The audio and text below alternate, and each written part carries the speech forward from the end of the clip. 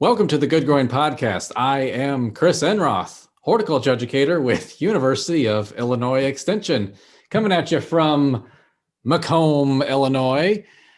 And folks, this is something we're doing new to this week. We're doing video because we're always dressed like this. Didn't you know? This is what I look like. But if you are listening to the audio only version, you can head over to a YouTube link, and I will put that in the show notes below, and you can see two of our three faces here on the podcast. I will say I am masked right now. But you can check out our Halloween get up for this Halloween episode, Festivus of Halloweenness that we are doing right now. And I am joined, as always, by our co-hosts that are here with us every single week. We have Katie Parker, local foods educator and field mouse, that has hopped in to say hello. Hello, Katie. Hey, Chris, how's it going? It's warm. It's really warm where I'm at. It's like hot and humid. And I'll say, I don't think I can do this all day long. Is that not your mask you wore when you go out and about? Well, it is. But, my trips out are short and sweet. I've been wearing this thing all day long, and I don't know, maybe I am having too much fun with it, but yes, it does double as my very own protective face covering for COVID. But why did you choose field mouse today? Well, I honestly didn't think we were going to dress up until you sent out a Zoom invite 20 minutes before the podcast. So I frantically scrounged around our house to find something to put on. And where I used to work, we were the field team. And so we dressed up last year as field mice. And so I still had my ears from that. Well, that's perfect. And yeah, this time of year, as the corn and beans get picked, the mice come a running, it seems there you like. go. Yep. So yeah, we do have a black cat who we see in our backyard almost every day now with the little mouse in his mouth. So that's a good cat. It's a very good cat, practicing the circle of life in our very own backyard. Yes. And well, Katie, we are also joined by someone who I've known him as this for years, but now he is the very likeness of Yukon Cornelius from Rudolph the Red-Nosed Reindeer. We have Ken Johnson, horticulture educator in Jacksonville, Illinois. Hey, Ken, aka Mr. Yukon Cornelius. Hello, Chris and Katie. Did the snow bring you in yesterday? It did. It inspired me. Plus, having red hair helps. So. And the giant beard. It's a spitting image. Do you have the handlebars going? I do. I got. Aha! I see. Maybe better next year after I let them grow out for another year. Yeah. Oh, yeah, definitely. You're not shaving, I don't think, right? Yeah. Nope. I don't see that happening. So this was a running joke. Ken, have you always thought of yourself as a lookalike for Yukon Cornelius? Not really. It wasn't until doing PSEP training a couple of years ago with Dave Robson, who used to be with the PSEP team. He used to be an educator. He's retired, but he was helping out with it. And I walked up and he started laughing at me and told me I looked like Yukon Cornelius because he had just gotten done watching it. And so he is the reason for this get up. And then he told all of us, and none of us can unsee what he put in our brains. So yeah, I'm glad to see that you finally embraced it. Yes. My wife wouldn't let me get a pickaxe though. So I don't have the full get up. You should just wear that year round. I may have to. Oh, well, this is a fun episode today, folks. We are going to be talking about spooky plants. So this week, Ken put together a Good Growing blog post all about different types of spooky themed, or kind of plants that might have kind of a dark name or a theme into what they are and do. So Ken, if you want to kick it off with the first one in the list of spooky plants, what do we have from your article this week? So the first one I wrote about is dragon arum, or dragon lily. And this is a plant that's native to Europe, kind of the Balkans region. So one, it's got that scary dragon name. And two, it's got horrible smelling flowers. So it's kind of a double whammy. Scary name, scary smelling. So, and I will say I did plant a couple of these this weekend, relatively close to my house by the front walk. Maybe not the best location, but these are kind of borderline hardy in this area. So I figured maybe probably a little bit warmer next to the driveway and house. And I'll have to see if they make it through the winter and get some nice stinky flowers for me. So do these look like the miniature corpse flowers? Is that a type of arum that we always, like I subscribe to Missouri Botanical Garden, Chicago Botanic Garden, and all of these big botanic gardens, they have these huge corpse flowers that when they're in bloom, it gets media attention. Is this similar to that? Yeah, so it is a type of arum. So yeah, it's a much kind of smaller version than that. That spadix, or the spathe, the kind of that outer covering is kind of a purplish, dark purple color. And if you know anything about pollinator syndromes, that usually means it's going to be fly pollinated because it's kind of resembling that rotting meat. So it has the smell to go along with it. Grow on more flies, so it gets pollinated better. And from what I've read, it's usually smells real bad for maybe a day or two and then kind of dissipates. So I'll have to report back later if I ever get any blooms on it. Are the kids excited for it? I didn't tell them. Someday they're going to walk outside and they're like, Dad, it smells like something dead out there. Yes. tell them to go pick the flowers. Make your mom a nice bouquet here, kids. Well, Ken, this next one on your list here, I have encountered this one before. I don't like it very much. It hurts. It's called the Devil's Walking Stick. What can you tell me about the Devil's Walking Stick? So Devil's Walking Stick, this is actually a native tree species that we have. And the cool thing about this and kind of how it gets its name is that its stems, its trunk and all of that are covered with spines. And if you can get online, you can find some pictures or look, I've got some links in the blog post. Those stems are just completely covered. They're kind of short, but they're fairly thick spines and stuff. So I would imagine if the devil had a walking stick, it would probably look something similar to that. Yeah, they're very gnarly looking. It's like a rose on steroids, or maybe a rose with rose rosette, kind of the same looking deal. But yeah, they are gnarly looking. And another cool thing about them is they actually have the largest leaves of any plant in North America. So they have these giant compound leaves that can get 2 to 5 feet long, 2 to 4 feet wide. So pretty cool. I did not know that. That's very interesting. I want to keep trying to get my wife to let me plant one in the front yard, but she won't let me. Keep people away from the house. Yeah, do it as a natural fence. Yes. Weave it together. Yeah, that'll keep people out. That sounds very haunted house-ish, like Halloween-esque, very, very thematic. So this next one on your list, I get phone calls about this quite a bit. People asking if this is an edible wild berry, but deadly nightshade. So Ken, is this something that people should be eating? This is not one I would recommend eating. There's a reason it's called deadly nightshade. So there are a few native plants or plants that we have. Other plants that are also called deadly nightshade, but the one I'm talking about is the Atropa Belladonna, and this one is native to Europe. It gets those kind of purplish, dark purple, almost black berries on them, and unfortunately they're kind of sweet tasting, which makes them kind of enticing. But from what I have found, as few as 2 berries can kill a kid, and 10 berries is a lot of times often enough to kill an adult. So definitely not something you want to mess around with. And throughout history, it's been used to poison people, and I've found stuff with Roman army using it and stuff. So it has a long history of death with it.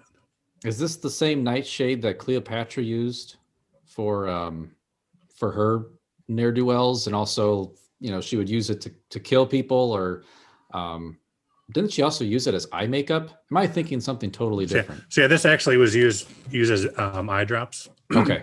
To dilate pupils and stuff. So the belladonna, the species name, that's where that comes from. So it uses eye drops, and it's still used today by ophthalmologists when they're dilating pupils or they're doing kind of surgery and stuff on eyes. That's what they're doing? Oh, I didn't know that. So it's a very, very diluted. Or it could be something else, but it has been used in the past. So if an atropine is also part of it, and atropine is used as an antidote for some different poisons and stuff as well. So there are some redeeming qualities to it, but probably definitely one you want to stay away from, because even if you were to handle it, with those toxins can kind of soak in through your skin and cause some pretty bad dermatitis and stuff.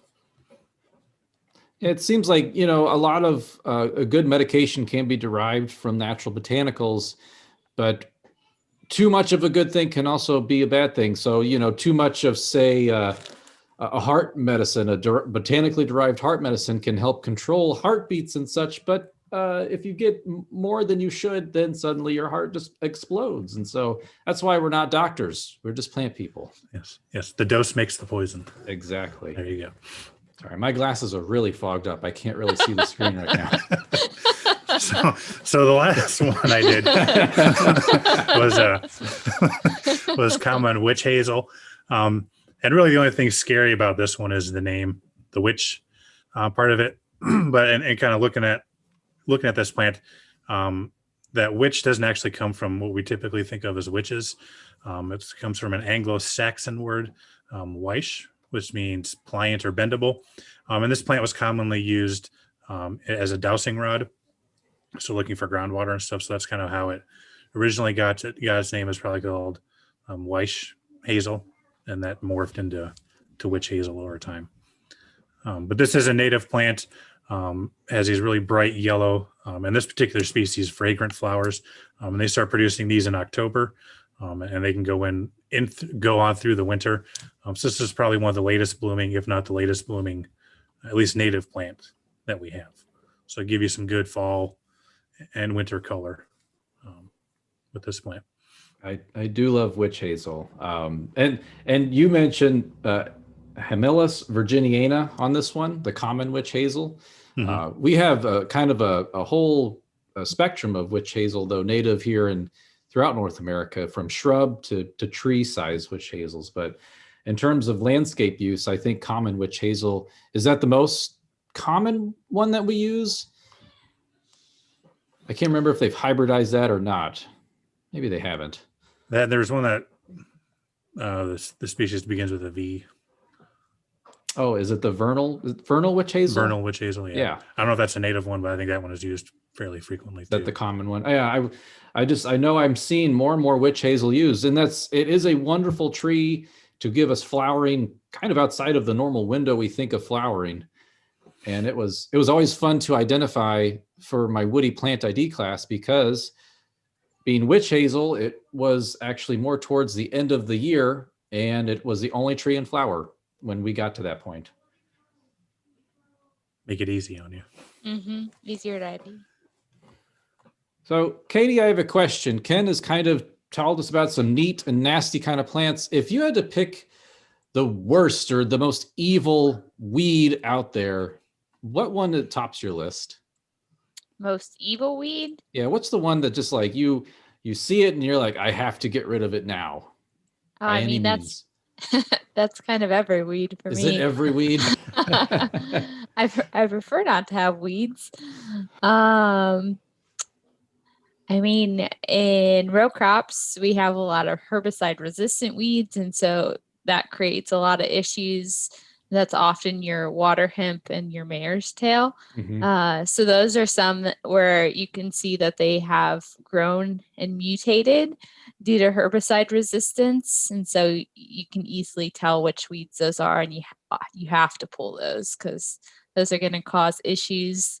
But in the yard, I would say like yellow nutsedge is kind of one of those weeds that you want to get rid of because it's hard to control. And so when you see that in the yard, it's just kind of like, well, we need to pull that real quick or do something to get rid of it. Oh yeah, it is the worst. Yeah. Do not like it at all. I wouldn't call them spooky or anything, but yeah, they're just a pain in the butt. Yeah.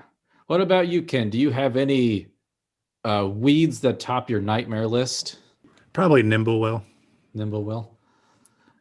Now Pippi and Charlie and all that stuff doesn't really bother me, but for whatever reason, Nimblewell, I think it just because it looks so much different and it kind of looks full, but when you kind of pull it, there's barely anything holding on there. So that when the dog runs around and starts digging it, it comes up rather easily. And now I have giant bear patches and mud patches in the yard and stuff. So. I found out I have far much more Nimblewell than I originally thought now that it is starting to go dormant. And the rest of the yard is staying green. Well, not much of the yard is staying green. So I have far more Nimblewell than I thought. And I wondered, how is this weed everywhere? And after some reading, this thing is native to North America. And so I'm like, well, it's supposed to be here. It's like dinosaurs. They're not. There's birds, though. Yes, there are birds. Well, and speaking of other native plants, what about carnivorous plants? Those are kind of spooky. They are the plant that snacks back. That's not how you say that. But they are the plant that bites back. You know, if we think of, us eating plants, well, carnivorous plants eat other things. So has anybody grown a carnivorous plant before? I have not. What did you grow? Yeah, what did you grow? So I've grown Venus flytraps, pitcher plants, sundews. Tried some of the bladderworts, some of the butterworts. I tried quite a few different things. Things I've had most success with are going to be the pitcher plants. So there's two different types. There's the North American pitcher plants, the Sarracenia. We actually have one species that's native to Illinois. And actually, if you go up to Volo Bog up by the Wisconsin border, they actually have some purple pitcher plants there that you can see kind of in the wild. The rest of those are native more to the Gulf Coast. Those are the taller pitcher plants. And then tropical pitcher plants, those are native to Southeast Asia. I've got a couple of those plants. Sundews are pretty easy to grow. Venus flytraps are probably the most popular one. You find those in grocery stores and nurseries and stuff in their little plastic death cubes because they kind of get cooked in there and stuff. So that explains a few things. So I bought a Venus flytrap. The thing was dead before I got it home practically. I got the distilled water and everything to water it. And I would say a week later, it was dead. I'm like, well, how did this happen? And it was in one of those little cubes that it came in. And I wonder if it just got cooked or something.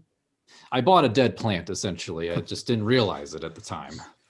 Yeah, so these plants like kind of the higher humidity, but those cubes are probably too humid. You probably get some fungal growth in there. Mm-hmm. At the grocery store, the nursery, hardware store, wherever you're getting it from, they're probably not watering them with distilled water. And depending on how long they've had them and stuff, I think that's probably the biggest issue people have with plants. Is probably one of the most common reasons they die is because they're not watering them with distilled water. Some of them can handle kind of tap water better than others, but tap water's got a lot of salts in it and stuff, and that will kind of accumulate in the soil and kill the roots. These plants, most of them are going to be native to more bog areas and stuff, and they're just not used to having a lot of nutrients and salts in the water. That's why they evolved to eat insects and stuff. That's where they get a lot of the nutrients from. So those roots basically get burned up with all the fertilizers or the salts that are in the water.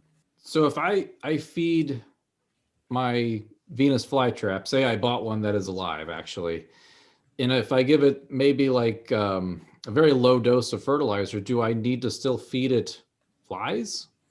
Probably not. And a lot of times they don't really need all that much, and people grow them inside and they don't necessarily catch a lot of insects. Sometimes they'll feed them or or they'll catch flies and feed them on, smaller plants people will use, or some of the pitcher plants they'll use like bloodworms and stuff that you can get for fish food. They'll feed them. People will feed them that. I've heard people using like the orchid, diluted orchid fertilizer to fertilize stuff. So there's all kind of alternative ways you can feed these plants if you don't have insects around. What would you feed yours?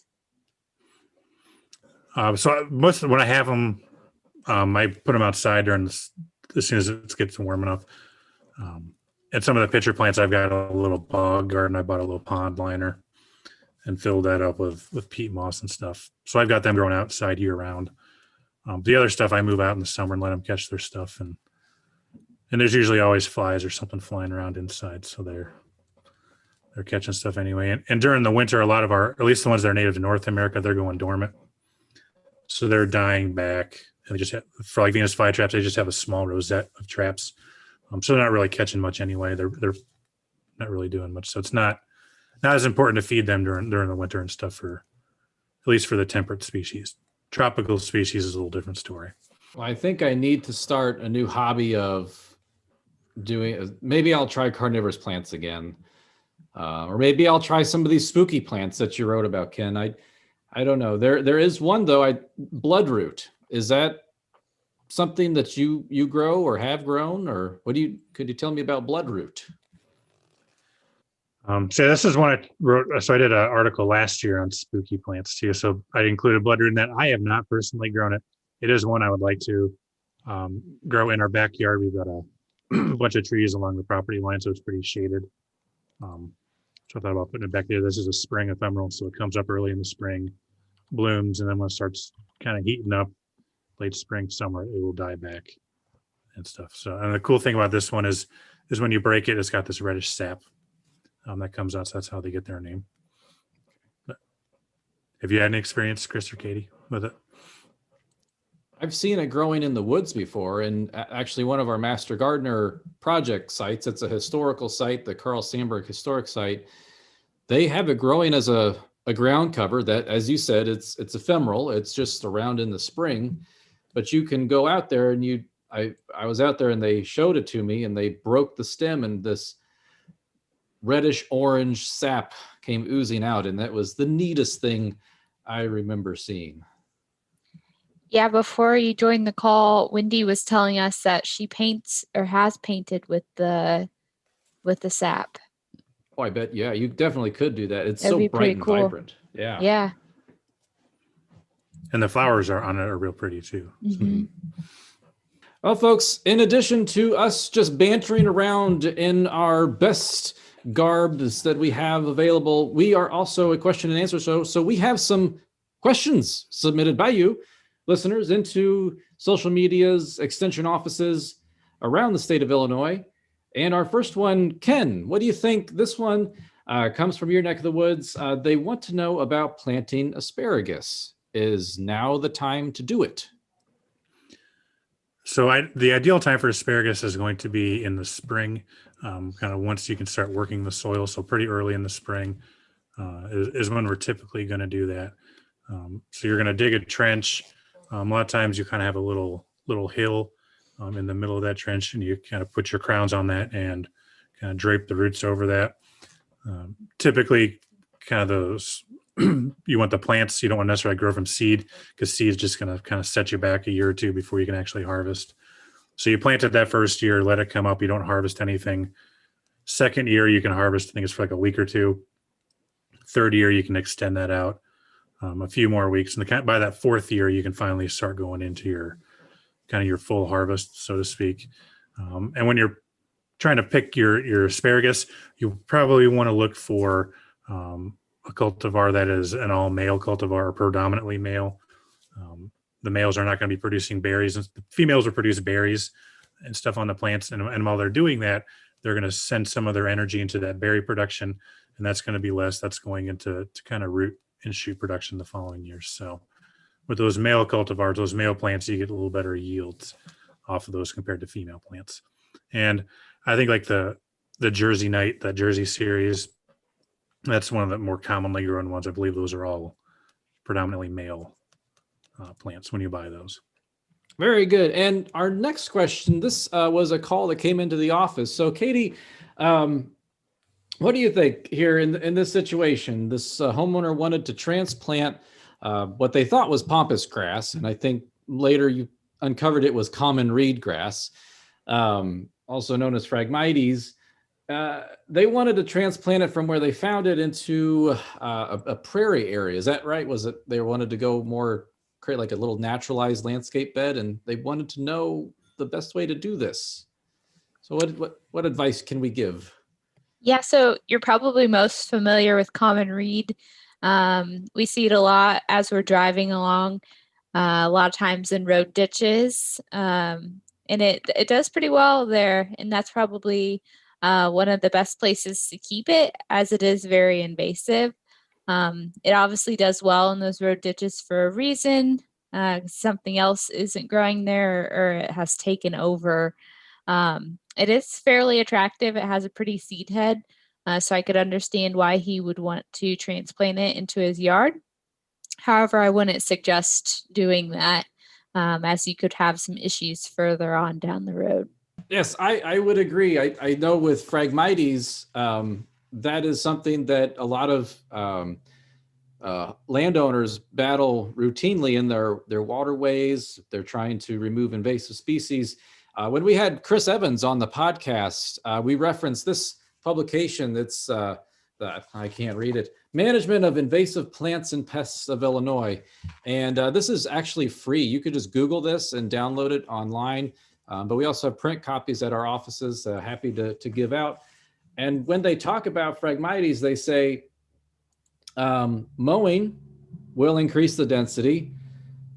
Digging it out is not good control. It will just make it angry. Burning will increase the density.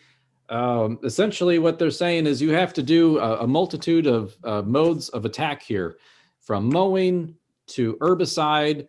And there's a lot of great information in this book, but they're recommending a kind of a combination or an alternating glyphosate and, let's see if I can read the other one, imazapyr. So an alternating those two types of herbicides on this plant, combined with other good cultural and stewardship controls. Well, folks, that was an interesting show about spooky plants, carnivorous plants, and your homeowner questions. As always, the Good Growing Podcast is produced by Wendy Ferguson, and it is edited by me, Chris the T-Rex Enroth. And of course, we are always happy to bring in our field mouse and Yukon Cornelius every single week here on the Good Growing Podcast. Katie Parker, Ken Johnson, thank you so much for being on the show today. Thank you. Yes, thank you. It was fun. Let's do it again next week. We shall do this again next week without masks or any kind of headwear. Let's make that promise. We're going to try this video thing out again. We're going to have a live show next week. We'll be posting that we'll have the audio only version as usual, but then we will be posting a video version of this on YouTube. Our guest is going to be Candace Hart. Candace is the State Master Gardener Coordinator here in Illinois, and she is going to talk to us about houseplants. We're going to have an audience of master gardeners to throw their questions at us and see if they can stump us. I don't think it will be that hard, but we'll see how it goes, because houseplants and me, I don't know. We don't get along. They have to take care of themselves.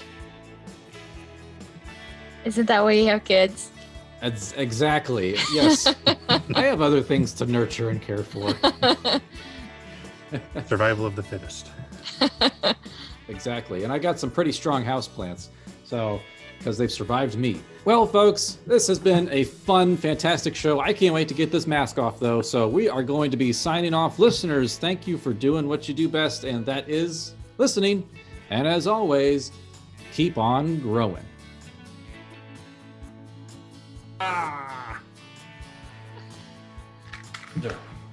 Whew. Did you just get done at the gym?